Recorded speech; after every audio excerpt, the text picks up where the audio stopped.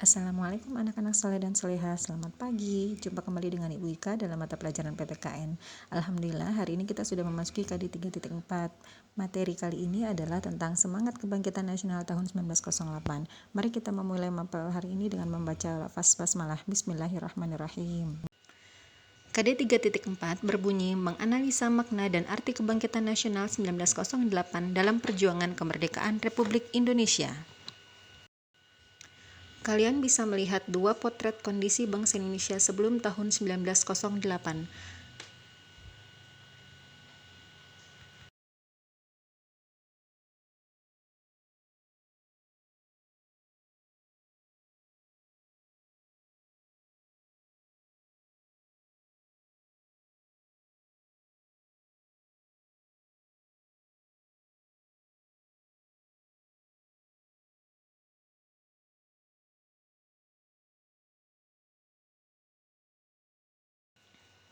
Penyebab negara-negara Eropa melakukan ekspedisi ke seluruh dunia adalah yang pertama, rusaknya ekonomi Eropa akibat peperangan. Yang kedua, berkembangnya teknologi pelayaran pada abad ke-15 yang menyebabkan negara-negara Eropa, Belanda, Italia, dan lain sebagainya melakukan ekspedisi untuk mencari sumber-sumber ekonomi baru ke seluruh dunia. Penjajahan Belanda dimulai sejak didirikannya VOC pada tanggal 20 Maret 1602. Sejak VOC berdiri, dimulailah berbagai bentuk kekerasan yang menimpa rakyat Indonesia. Penderitaan rakyat Indonesia terjadi dalam berbagai segi kehidupan. Di berbagai daerah, VOC melakukan tindakan politik divide et impera atau adu domba, yaitu saling mengadu domba antara kerajaan yang satu dengan kerajaan yang lain atau bahkan mengadu domba di dalam kerajaan itu sendiri.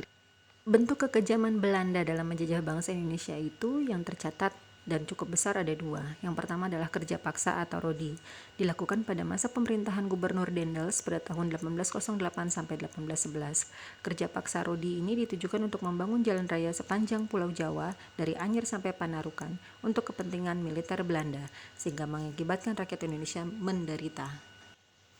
Bentuk kekejaman Belanda lainnya dalam menjajah bangsa Indonesia yaitu sistem tanam paksa. Sistem tanam paksa dilakukan pada masa pemerintahan Gubernur Van den Bosch pada tahun 1828. Sistem tanam paksa ini mewajibkan rakyat Indonesia menanami sebagian dari sawah atau ladangnya dengan tanaman yang ditentukan oleh pemerintah Belanda dan hasilnya diserahkan kepada Belanda, mengakibatkan rakyat Indonesia bukan hanya tenaganya yang diperas tapi juga harta kekayaannya.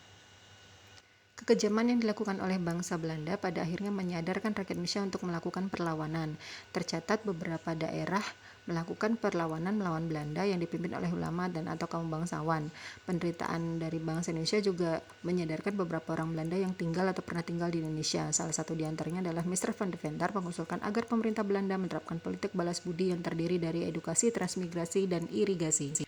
Berikut ini adalah beberapa gambar dari para tokoh ulama ataupun kaum bangsawan yang menjadi pemimpin dalam perlawanan melawan Belanda. Ada Tuanku Imam Bonjol yang berasal dari Minangkabau atau Padang, ada Pangeran Diponegoro dari Jawa Tengah, ada Sultan Hasanuddin dari Sulawesi Selatan, dan masih banyak lagi.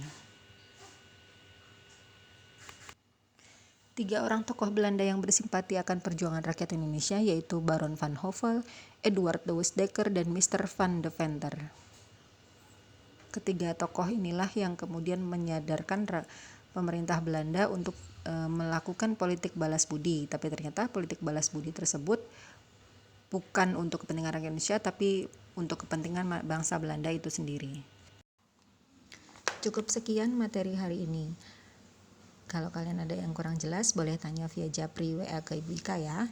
Minggu depan kita akan melanjutkan materi yaitu Perintis Kebangkitan Nasional dalam Perjuangan Kemerdekaan Republik Indonesia.